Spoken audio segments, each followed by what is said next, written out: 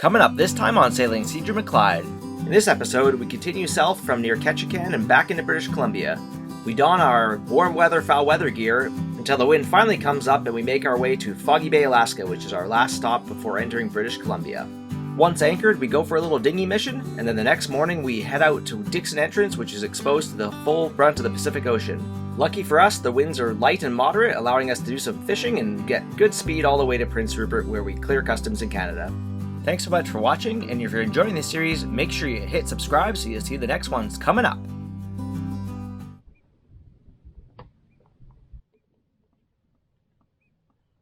Good morning, it's August 4th, and we're just a bit south of Ketchikan in Hassler Harbor. Nice little westerly breeze blowing as we woke up. Super calm, peaceful night here in Hassler Harbor. So we're just making some breakfast. Alex is retrieving the crab trap. And then we're going to set off pretty early. It's only about 6 o'clock right now, but we got the tide going in our favor in about an hour and a half, so we'll start enjoying that. It's a little westerly blowing, as I said, so that should help us along real nice.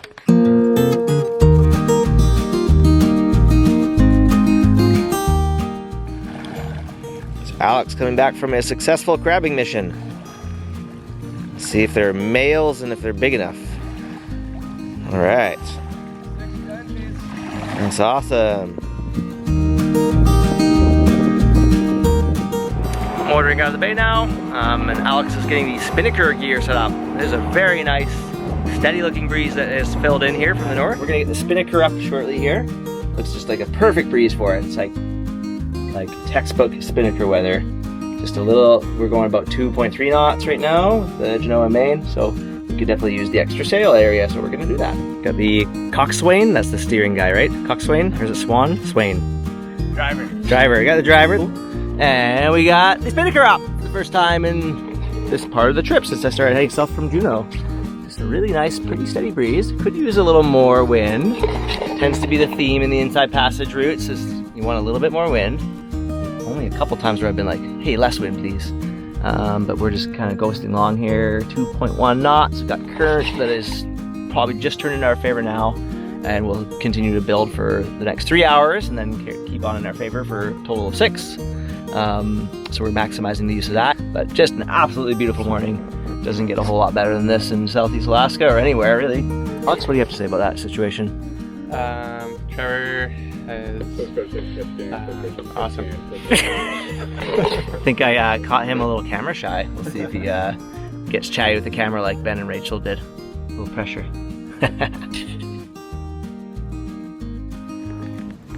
Okay, update from Sea Drew McClyde. As you can see, it looks a little bit like it's calm, and it is.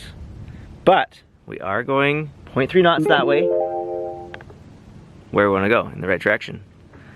We got Alex up on the bow fishing. Yeah, don't think we're making it to Prince Rupert tonight. Maybe we'll try for like 3 miles that way. Nah, lots could change. The wind forecast looks good, southwest 15. Said it was going to be light this morning, so this is pretty much light this morning, I would say. And it's only about, I think it's only 10 right now, so we got lots of time. And this is kind of like the moving anchorage, I like to call it. We're just sort of chilling, and the view changes a little bit, little by little, and we are going in the right direction. So as long as we're not going backwards, that's cool with us. A few watts per meter squared. Forehead. All right, so we're just eating some chocolate. It's about 10:30. We're currently going 0.5 knots in the right direction. I'm looking straight ahead at the boat, right across the boat to the shore, and we're just going, I'm just kind of going sideways like this. So yeah, we're just Sea Drew McClyding it, as in drifting around.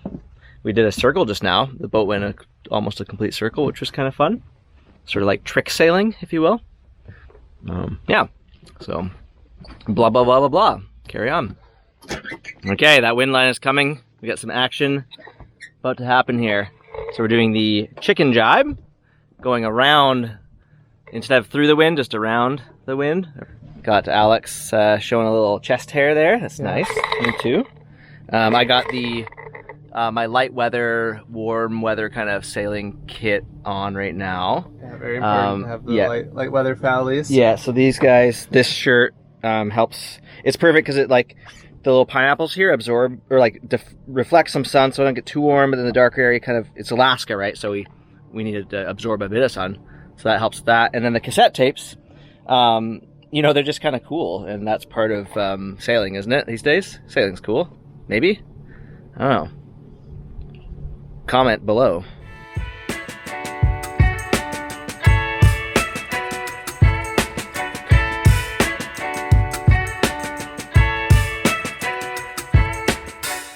The wind has now come up from the south on 3-ish knots, close haul, but we should be able to, yeah, the angle should work pretty good for us, I think, as we start working our way down the channel here. Yeah, but our patience paid off. We were sitting around for quite a while just waiting. Could have motored at 10 miles ahead and been a little bit further ahead, but now we just get to enjoy the peace and quiet, or continue to. And we're going trolling speeds, so maybe we'll catch a salmon, and we're cooking up our crab now too.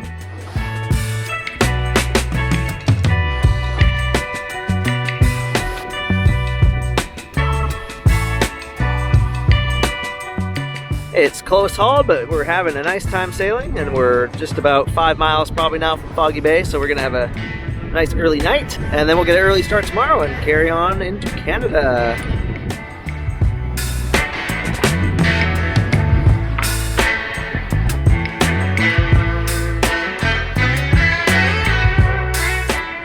It's one of those moments where we thought, well, should we refin? And then I remembered, yes, if you think about it, you just do it. As soon as you think about it, just put it in, because most likely you need it if you're thinking about it already.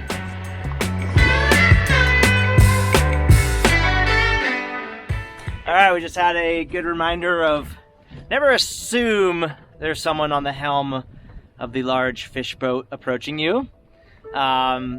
We were cruising along. This guy was coming up on our port side, and we're in a sail.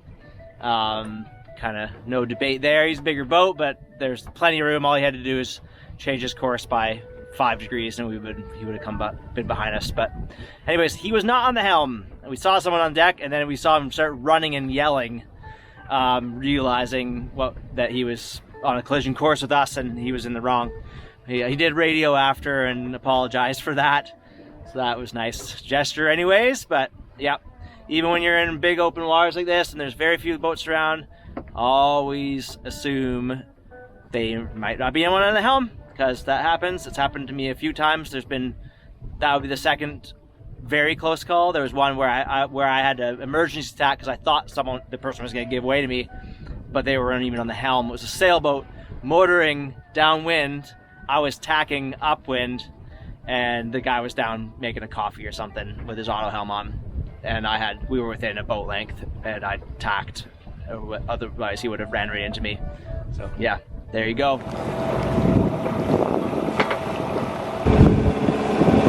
Hello, coming into Foggy Bay again a few months later. We're arriving in the entrance to the intricate part into Foggy Bay. I didn't video it on the way north, but I'll get it this time so folks can see it.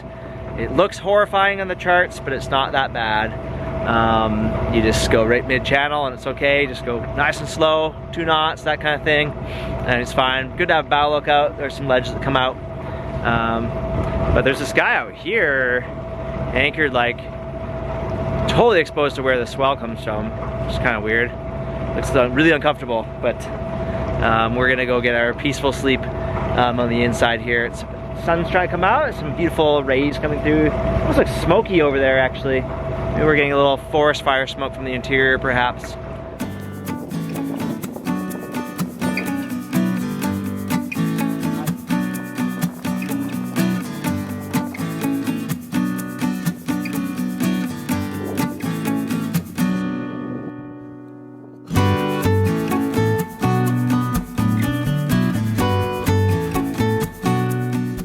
Okay, we're just about through the skinniest bit of the entrance into Foggy Bay, the inner basin. Pretty easy. It was a 28-foot least depth that I saw. It's quite high tide right now, so it is nice to come in at high tide. This also makes it so you can't see the shelves that come out. But we're in now. I see the depths coming up, so I'm gonna go anchor. A quick note about Foggy Bay for folks that might be traveling to it on their own. The outer bay is just fine to anchor in the southern part in calm conditions, though the inner basin is much nicer to go to. Inside the inner basin, the charted depths are incorrect. They are not over 100 feet as charted, but actually more like 40 or 50 feet and plenty good for anchoring. Making a big racket! Which way to the beach? This way.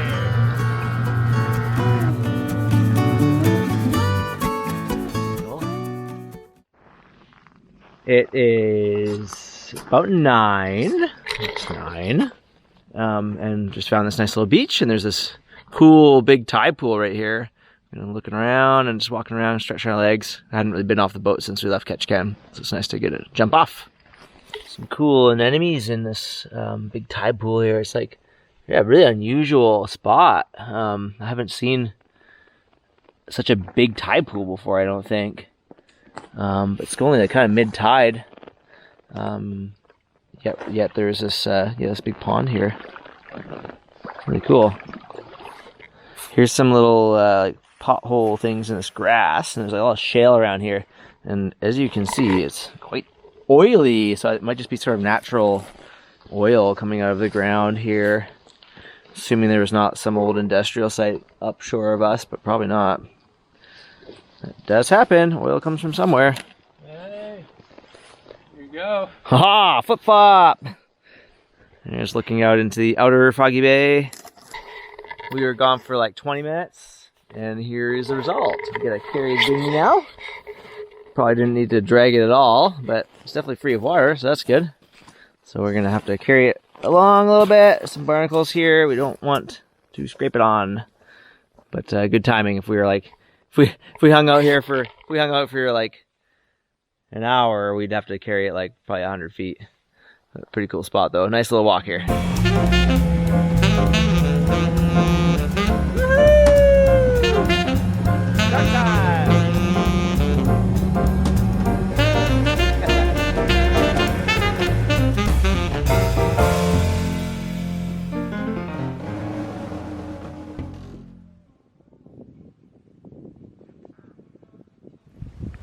Good morning from Foggy Bay.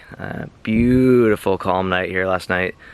Felt zero motion. Came out for a pee in the middle of the night, and the stars were just super bright, and I was looking straight up, and then a big shooting star came right over top of the boat. It was beautiful. Yeah, there's just a little breezes here and there. It's nothing sustained feeling so far. You can see the ripples on the water behind me. They're kind of a westerly angle, which is good. And out of the bay, I think I see wind out there. So we're hopeful that it's gonna kick up earlier than later. But we are gonna pull up the anchor shortly and head out of the intricate entrance or exit here and out of Foggy Bay. And there's the exit channel there. We've got to go mid-course to get out. There's been salmon jumping in this inner basin all night and morning. We're exiting inner Foggy Bay now, the benefit of a track that we put down on the way in, but still a spot to be slow and careful, so I'm just going along about 2 knots right now. Be careful of the shelves on either side here.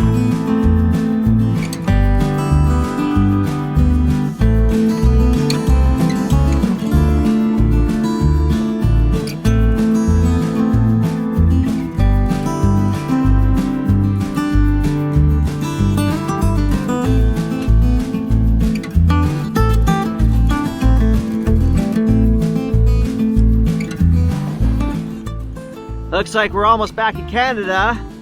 Wood floating around everywhere. Up in Alaska, you almost see no debris in the water. It's very minimal, especially north of Ketchikan, and even better when you get north of Petersburg. There's just, yeah, you see some sticks and stuff, but it doesn't seem as though the forest industry uses log booms anymore up here, so you just, way less debris, obviously, because of that.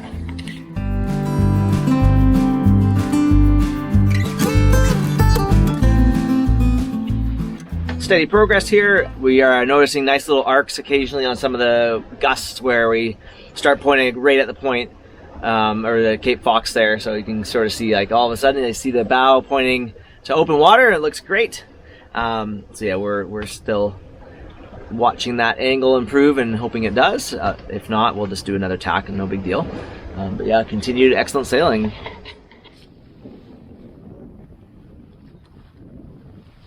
So this is why we carry, what do they call them? Descenders. Descenders. When you're out jigging, so you'll get the fish that live on the bottom there, they explode when they come to the surface, for lack of a better word. See his eyeballs popping out. We decided to kick the engine on for a little bit here. It is apparent there is current messing with us. Our tack angles were awful, and it was going to take us ages to be able to get to tree point. But once we're at tree point, we should be able to bear off. The winds are coming from, they're from the south right now, and once we're at tree point, that will be acceptable to be able to carry on a single tack across Dixon Entrance. Hello from just south of Tree Point, still in Alaska. We're about 6 miles north of the Canadian-US border. It's gotten a little bit lighter here, but the angle is good. We moored it ahead at about 5 miles or 4 miles, and that worked out quite well for us. So we're just bobbing along about 2 knots right now. This is a good opportunity to hopefully catch salmon. We're trolling here. Alex is trying some interesting sailboat downrigger style using a, what do we call this thing? A dipsy diver, rigged up with a flasher that's going to be on one rod, and then without any gear on it, like hook on it or lure, and then the other rod will be attached with a downrigger clip, and then this will be used as sort of a downrigger, and then as soon as there's a fish on, the downrigger clip should release, and then you just get to play it without any else gear on it. So that sounds kind of cool. Looking forward to seeing if this works. I trust it does because it worked for you last time, eh? Yeah, we'll see. This is patented, by the way. Yeah, it's patented, so no copy.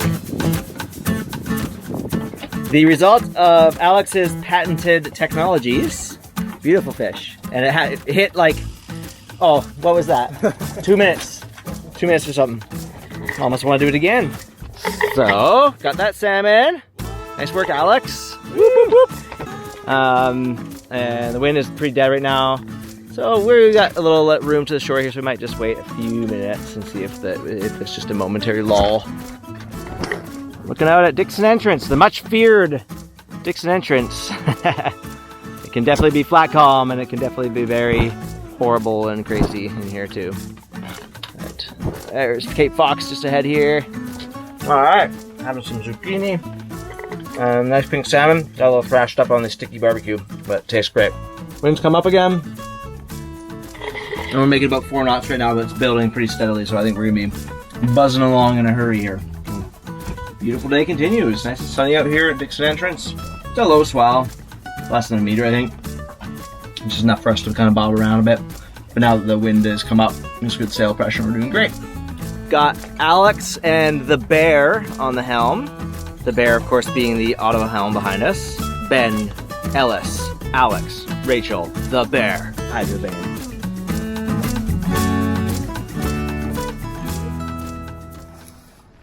Okay, we are across the US-Canada border into Canada.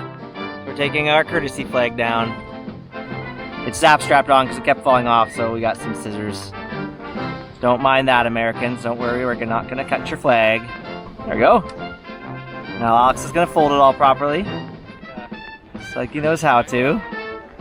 Us Canadian folk don't really know the whole flag etiquette stuff. It's a little different. We don't learn that in school. Triangle. Oh yeah, cool triangle. There we go. That's nice. Yeah. It's 4:30 British Columbia time.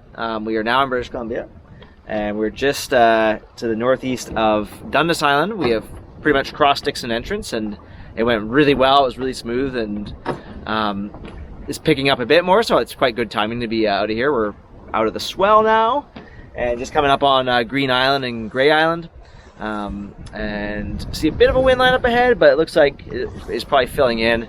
The wind has been increasing steadily. A couple of dulls porpoise ripping around, probably chasing a fish.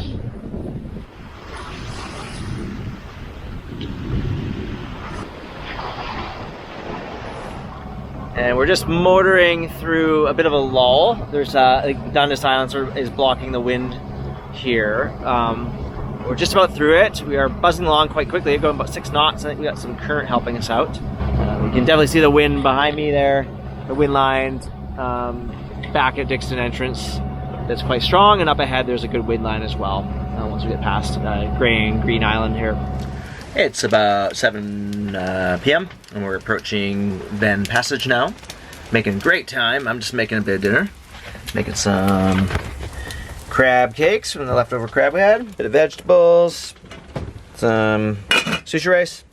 We are definitely cooking along here though, but been going 6 knots, 5.5 for quite a while, and wind seems to be picking up, but we're just a few miles out from getting into the Narrows here, so we'll be able to eat before that and then navigate that section and then head to the Prince Rupert Yacht Club to clear customs. Apparently that's where you're supposed to go, which is kind of funny. They don't have a dedicated customs dock in Prince Rupert, which is the first place and natural place you would come in on your way south from Alaska, yet they don't manage to maintain a dock for all the cruisers coming through. Dixon Entrance, Dundas Island. Good day. Is Alaska up there? Nice.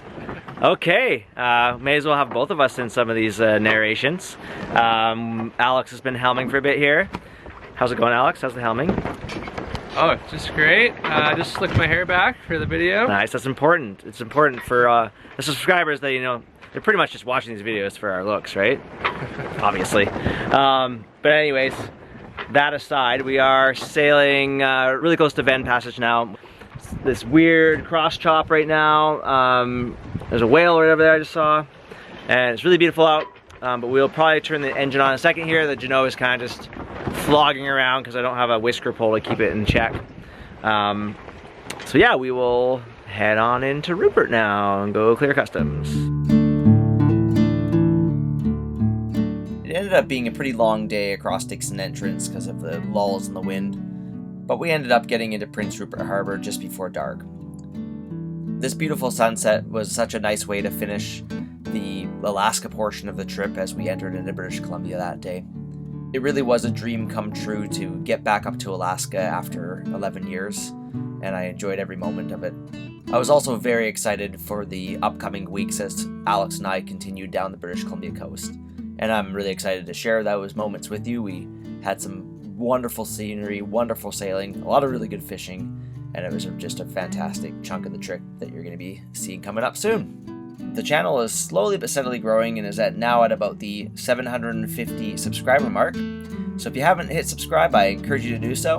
Help me get up to that 1,000 subscriber mark where I monetize and start getting some Google pennies that can help me buy some more camera gear and things like that.